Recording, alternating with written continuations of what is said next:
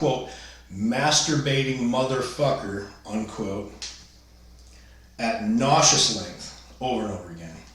You're working, you're at your employer, you're trying to work, there's a fan blowing, there's refrigerators on, there's machinery moving, there's forklifts, and they can blow the sound through all that, calling you these names ad infinitum as often as they like.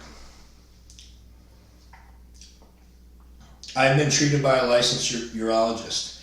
Again, this is just a dig by me. It's a dig by me. They're calling me, quote, masturbating motherfucker, unquote.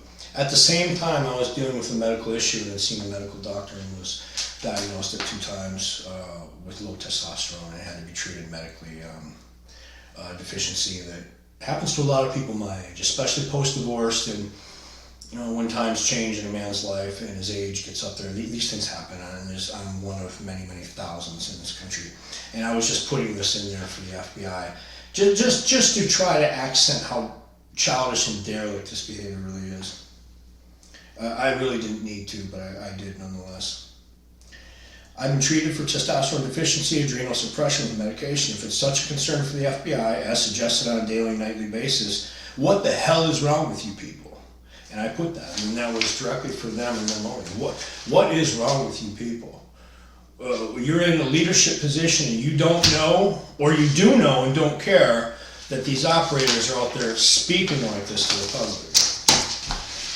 Absolutely atrocious. Consequences, another module I've written. I'll try to speed through this a little more as I understand this video is becoming a little long. Herein is a detailed account of potential danger of intervention into the lives of those in the public. Please pay attention. This won't be please. This is important. Also, interdicting into the marriages and families of the public. In late 2021, the FBI was contacted via the Tampa office. I did make that contact. After becoming violently ill and losing 40 pounds in a month's time during July and August, upon engaged or active and critical listening, I believed that I might have been the victim of a plot.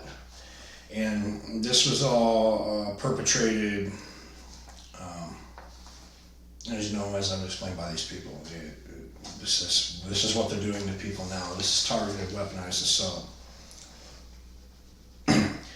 While ill and ultimately unwell, these operators began feeding false information and transmitted outlandish things because they knew that I was listening. They knew that I was using external microphones. I was trying to understand what was going on, and I was listening in, so they began immediately taking advantage of the situation. Understand that some punk has gotten his hands on a microphone and has pursued me daily at a constant 24 hours a day, still to this very moment, April 10th, when this was written. A great question might be, who gave it to him? Whom in supervision would allow somebody to, as it is told to me, quote, beat your head in for the rest of your life, unquote. The reason I use the term microphone, and I've seen these before, some operators, and it's probably outdated by this time, to be honest, how could I know? I'm not in an intelligence agency, not by any capacity, but there is a face plate that's wore very closely to the jaw and the bridge of the nose and the lower forehead and under the eye and to the temple that has an extended microphone that comes out to it, and these were used for quite some time to perform these transmissions to other people, and certain people in intelligence agencies had these devices that they were allowed to keep with them. And I've taken pictures of these before, and these did exist, at least at one time they did, and this could be outdated information, I'm not sure. Here's where we get to the danger and the potential danger of performing these acts against people. After leaving Florida in December 2021 to go find new employment in Texas, I was ultimately chased around for a period of 3 weeks by these operators. At this time, I believed them. I honestly didn't know that dereliction was so deep that somebody, including potentially even somebody you might know or knows you, is performing this against you. I just faithfully and naively believed that people in these positions should be supported and were good people, and I was incorrect. Believing he was being pursued by men wanting to kill him, as these operators were transmitting into my vehicle over the sound of my engine, radio, and at the turning of the wheels. Upon arriving in Georgia into the left ear, I was told finally that he was with the FBI now and should continue to Alabama, where he would be met by somebody who would take these recordings and devices from his person. They also encouraged me to speed up. I guess under some impression, you won't be pulled over, we're following you, don't worry about it. I was reluctant to speed up. It was foggy. I was in Georgia, and I had very little experience driving through Georgia. It was hilly. So I sped up just 5 miles an hour, just to answer the fact that I could hear and understand, I was listening. And this was enough to leave the road on a blind curve within minutes and destroy the vehicle. I was lucky to survive that crash. 2 or more vehicle collisions would occur over the next year and a half, leaving me unable to perform my trade of a CDL driver, which is how I made my living. And this is a fact. I had 4 automobile accidents. I was either being shouted into the vehicle enough to lose concentration, or myself in my,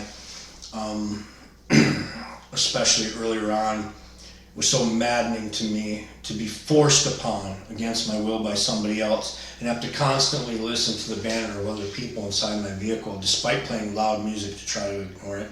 I would get angry and would shout back in frustration and not pay attention, and lost control of my vehicle 4 times.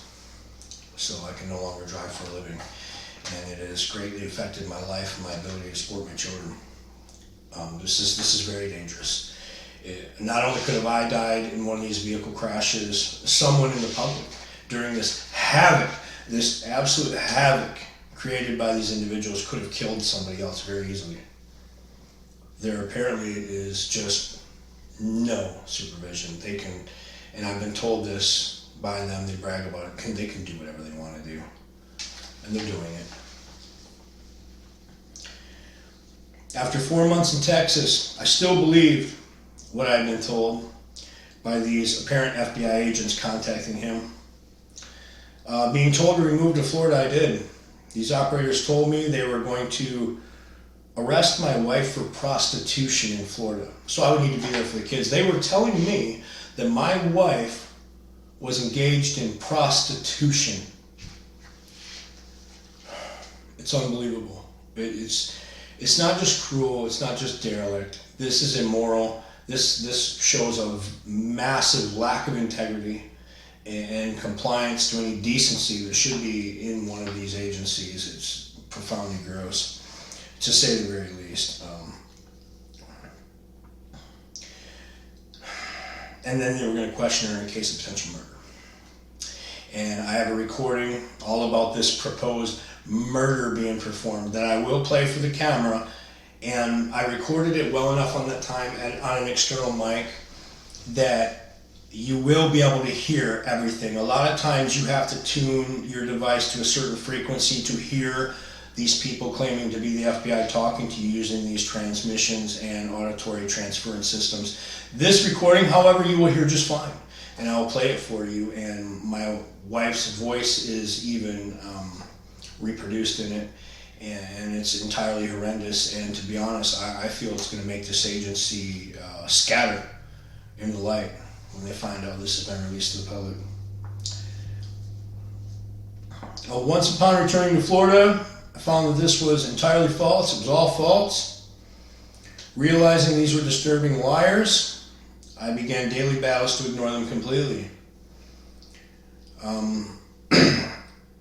However, sadly, I had found my wife, who I had left during this time, preparing to move from their home, and I refused to help her, and which is horrible because I still believed in some of these recordings could be true, and was confused, and highly and dangerously confused, and we became divorced in March of 2023.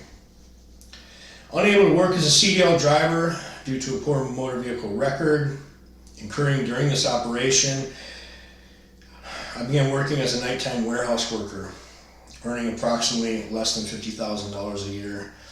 From 3/20 to 2023 to 12/31, I had earned $41,440 in gross. The company I was working for pays $100,000